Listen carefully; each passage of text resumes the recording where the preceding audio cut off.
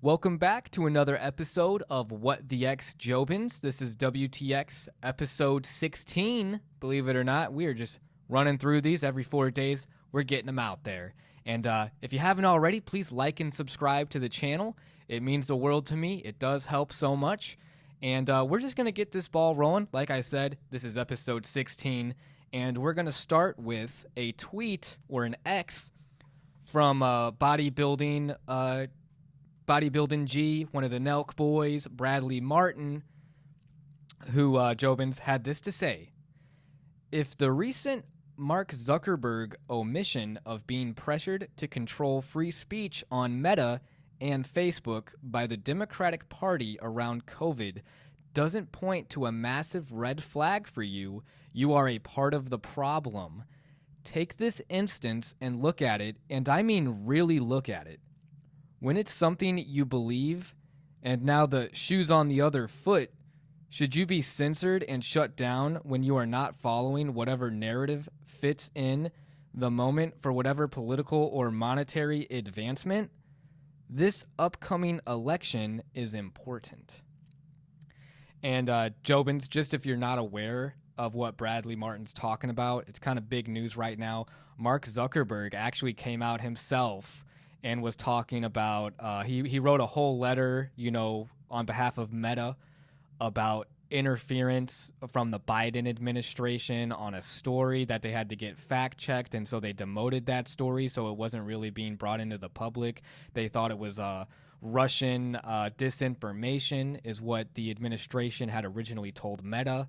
Then it came out to be that it wasn't actually Russian misinformation, and it was legitimate concerns about some shady practices. Who knows? Mark Zuckerberg did, admit to not acting accordingly as he probably should have, and it won't happen in the future, is what he mentioned in the Meta letter that he released. So there's a lot going on. And with COVID, too, there was certain things like even satire and jokes that weren't allowed. Jobins, I'm just have it posted here, too. You guys can see it on the side. I think it's really important to be able to read the letter firsthand, so I do want to have it out there. Crazy times we're living in where it's like, what if the Trump administration had done the same thing? It would look really, really bad. Not that it doesn't look bad, but I do think that, this is probably they're going to try to sweep this under the rug as best they can.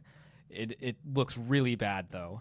And the Biden administration with the partnering of Meta doesn't look great. I will say this, though. If you were looking at it as like a conspiracy theory, maybe because Mark Zuckerberg, he's, gotten buddy-buddy with Dana White, a known Republican who's definitely on Team Trump, understandably so, because of Trump's, support of the UFC. He gets standing ovations when he's at events. It's pretty crazy. It's like nothing I've ever seen. So with Zuck, now getting into jiu-jitsu, taking it super seriously, training with a lot of MMA guys, a lot of jiu-jitsu experts. Maybe he is pro right now, even though in the letter he does try to say that he's not going to go left or right. He's just trying to be neutral as possible because that's the stance that he wants to have with Meta, because Meta and Facebook, it is such a influential medium, I should say. And it's a world-controlling medium. Facebook's no joke. Instagram's no joke. And so I'm interested to hear how the Biden administration addresses this. And Patrick Bet-David, he also had thrown some stuff out there about, Mark Zuckerberg releasing that letter. He said there was three explanations for why the Zuckster had decided to release this information. One, he's trying to get ahead of a whistleblower who was going to drop this news, which is very possible. Two, he had a change of heart. And, I can't even remember the third one. But those are the big two that I wanted to bring up, because maybe he's getting ahead of it, or maybe he has a change of heart. Who knows? But either way, the letters, they don't look great. The letter doesn't look great for the Biden administration, or Zuckerberg for that matter. But I do appreciate him at least coming forward with this, not waiting for the last minute. Again, maybe he's trying to get ahead of a whistleblower. But it definitely doesn't look good for Zuck either. And I respect Bradley Martyn's point on this too. I think we do really need to take a good look at this. And, you know, a lot of people are just anti-Trump, so they're voting for Kamala just because she's not the next Hitler, as a lot of people still like to use that rhetoric, even though it almost got a man killed. But so that's what's going on there. We're going to keep going forward because, you know, that was a good one, but let's keep moving because it's still getting political here. Sink Uyghur, hope I'm pronouncing that right, Sink Uyghur, he said this: I understood why Kamala Harris wasn't doing interviews before. She was getting her policy proposals hammered out behind the scenes before the convention. But now there are no more excuses. She needs to do interviews, a lot of them. We're picking a president here. It's important. A lot of people like to use the word important at the end of their tweets, I'm noticing. Literally, Bradley Martyn said, it's important. And then Cynic saying, it's important. And I'm just going to reiterate that. Election year, it's important. But isn't every election year important? So, yeah, of course it's important. I think that I like because Sink Uyghur, I think he's more on the left side because he's kind of coming at a more positive light on why she hasn't come out and addressed things. And maybe it's true. Maybe she's just hammering the policies, trying to get a what's the word I'm looking for? A common consensus, trying to make it to where when she has it addressed, you know, she doesn't start flip-flopping between issues. And then people are saying, well, what's she really for? So she might just be hammering home her policies. But again, I mean, you have this whole time, the Biden dropping out might have caused some stuff for her to have to reevaluate and have to take this, you know, needed time, this necessary time to do that. So maybe possible.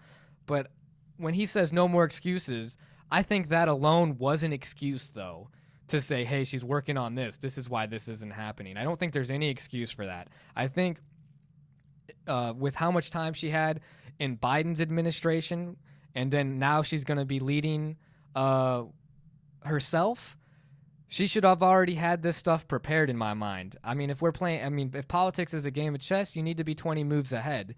So for her to now just trying to get her policies reworked and taken care of, it shows incompetence to me. And she does need to do interviews, and we need to hear more of her actual policies rather than, you know, oh, she gives a positive vibe, or her rhetoric's not as negative. It's like, let's get real. You know, there's real issues in the world right now. I don't care about the fluffy-duffy wording or to make me feel better about today's society. Get down to the hard facts, because guess what? We're adults and we can handle the facts. So give it to us straight. And none of this censoring BS, because we already know that they were trying to talk with Meta and to, controlling the narrative. Stop controlling the narrative and freaking tell us what you're going to do. Moving forward. This is not as political, actually not political at all, so it's nice to kind of move away from political stuff at times. Sean Strickland, our favorite Sean Strickland, the loudmouth fighter who backs it up, can kick some ass. He said this: getting lectured by a guy who drinks blood and wears a purse. Dog, you had a midlife crisis and tattooed your entire body. The X community of intolerance. Y'all, I'd hang out with you toxic trolls any day over this cunt. Go back to cutting yourself, you fucking weirdo. Yeah, very vulgar, as should have been expected. A lot of cursing there. But Sean Strickland, who's he talking about? MGK. MGK went on Logan Paul's Impulsive, and he stood up for himself, I guess, because he had an interaction with Sean Strickland at an event. He was pressing him, and he said, keep my name out of your fucking mouth, kind of thing. Clapping back, trying to act, like, hey, it's not going to do you any good. It's just going to make you look stupid. And MGK predicted that Sean Strickland would speak more about it, and he did. But it's like, yo, Sean, not Sean, but MGK, bro, MGK, brother, you gotta understand, Sean's really about that life. If he sees you in person, you better run, or you better have a gun, and you better unload the whole clip on him, because if he gets his hands on you, you're dead. I don't think it was very smart for MGK to clap back like that. I think he should have just brushed it off and been like, I got better things to worry about than that. He's a fighter. I ain't in the fight business. I'm an entertainer. That would have been good. But instead he leaned into it and he kind of put the ball back in Strickland's court. And yeah, that was a bad idea, brother, because Sean Strickland could mess you up. If I like MGK's music too. I'm not gonna lie. Jobins, maybe you'll judge me for this. I like pop emo music. I liked Blink-182 back in the day, Good Charlotte, all the My Chemical Romance. So the names go on. And MGK, he's like kind of bringing it back. I feel like the rap game has been bringing back a lot of pop punk music. Maybe Lil Peep was a big reason for that. I'm a big Trippie Redd guy too. I'm a big MGK fan. But MGK, I think he takes the L on this one. As much as I'm an MGK fan, this wild boy takes the L this time. Please be careful. Apologize to Strickland so he doesn't beat your ass on sight. And then just live your life being with your girl, man. He's with Megan Fox, freaking, one of my crushes back in the day. Y'all remember Transformers in 2007, right? Do you remember Jennifer's Body? Classics. The only thing I'll say is, 3 kids. She has 3 kids, and they all 3 seem like they're going towards the trans path. That just doesn't even make sense, like numbers-wise and stats-wise. Hey, that's a whole thing. I'm not going to get into that.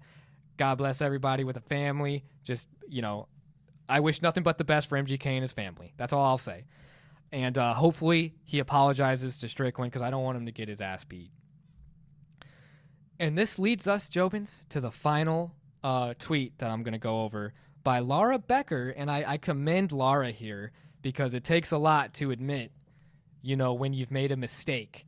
I myself, I do it every day. I look in the mirror and I say, yes, these hands were on, they had the pen, they put on the ballot Biden. And they even in 2016 put Hillary. So I understand making mistakes. And I appreciate when you own up to your mistakes and you learn from your mistakes and you evolve. And I think Laura, is on the right path here. So shout out to Laura Becker, and let's hear what she has to say. I can't believe my healthy breasts were cut off at 20 years old. You can argue that I was an adult. I argue being autistic, traumatized, and suicidal prohibits ability to consent. But regardless, that's still extremely young. I had no maternal drives or conceptualization of the function of those body parts because I was developmentally childlike. Childish adults don't fathom the value of childbearing. Unsurprisingly, childbearing was never mentioned to me by my care team. And what's really sad to me, Jobins, is that she's still so young, and for these things to be irreversible, it's like, it's killing your womanhood in a way. It seems like it's what are you gonna do now? You changed your mind, but you already got the tattoo, right? And there is no tattoo removal for this. Once it's over, it's over. And my prayers go out to Laura because, being so young and like she said, childlike developmentally. And Jobins, I don't know if you saw me and Schmitty's last podcast on the Brendan Schmitty Show, but we were talking about at one point Legos having increased so much in value, and that has a lot to do with the adult market. And when I say adult market, I mean kidult market, as they like to term. They use that term themselves in the Lego industry. Kidult. What's that mean? That means that the adults, they continue to play with the toys. And it's a way of therapeutic. I got nothing against Legos. I got nothing against people that are adults that play with Legos. More power to you. I just think that in today's world, the maturity, and it just goes for myself. I still play video games. You know what I'm saying? But I do think that the media that we take, it does, and the society itself, it's creating adults that aren't really adults, in a mature sense. And when you have people that are developmentally childlike, for instance, as Laura was for this case, they don't make the best decisions long term, because this is a long term decision that's being made on a whim, it seems like. And then once it's too late, it's too late. But my mind goes to another place, Jobins, because and it goes back to Facebook, because Facebook, Instagram, social media, it has been proven to cause depression in the youth. It definitely has a change on our behavior, our mental state. And what did she say in here? She said suicidal, traumatized. These things are very easily created through social media. And I just have to say, I don't want to go, oh, the left does this, the right does this. It seems that our politics or the social setting that we're in right now is all about driving the kidults. It's all about driving social media and then the depression and everything. They get more views, they get more traffic when they're sad, when the sad vibes are hitting the people that they found. When they were getting positive stories, they weren't getting as much engagement, which is very concerning because profits control everything. And if you get more profits from negative engagement, you're going to push negative engagement more. What's negative engagement do? It's going to trickle down theory. It's going to come back to people like Laura, people like ourselves even. We're all on social, or not all of us, but overwhelming majority of Americans are definitely on social media. So the way that it's affecting us and doing things like this, it's a very telling situation, and something that needs to be taken more seriously. And even though, like she said, you can argue that I was an adult, she was over the age of 18 at 20 years old, there's still so much that you haven't experienced, I feel like, at 20. There's so much you still need to learn. Even at my age of 29, I'm getting close to 30, but I know for a fact at the age of 40, I will have more experiences than I do now. And, I think I'll be even more well-informed on my opinions. But that's not to say that just because you're older means you're smarter than a younger person. It's just like I think the life experiences would help. And positive life experiences too. Not the negative experiences that create this type of person. And I feel like, I don't know if it's the government, again, conspiracy theory type stuff I'm kind of bringing up here. It just seems like with the birth rates going down and they're trying to put, this is an agenda that's being pushed, and it worries me. But shout out again to Laura Becker for saying her truth, even though, it might make her look like a silly person who did something stupid. I think you did something really brave by opening up, especially on X, where there's so many trolls that can say such terrible things. But Laura, thanks for speaking your truth. Sean Strickland, thanks for speaking your truth. Cynic Uyghur, interesting take on Kamala Harris waiting to do interviews because of policy. Jobins, I'd be interested if you think that's true or not. Do you think that Kamala is going to come with some real policy in these coming weeks? And that's the reason she hasn't been on interviews as of late. I think that she's going to do an interview with Tim Walz on CNN, so I'm interested to tune in on that and see if she really does have some policy. Maybe she'll turn this ship around and, it'll give more voter confidence on the Democratic Party. Because where I stand right now, and I don't think I'm moving anywhere, I've been on the RFK train. RFK's endorsed Trump now, so looks like I'm Team Trump now, guys. And Bradley Martyn, thanks for also giving us your take, because, I do agree with you there, Bradley. So everybody, everybody love everybody. Thank you so much for watching. This has been another episode of What the X, WTX, episode 16. What the X?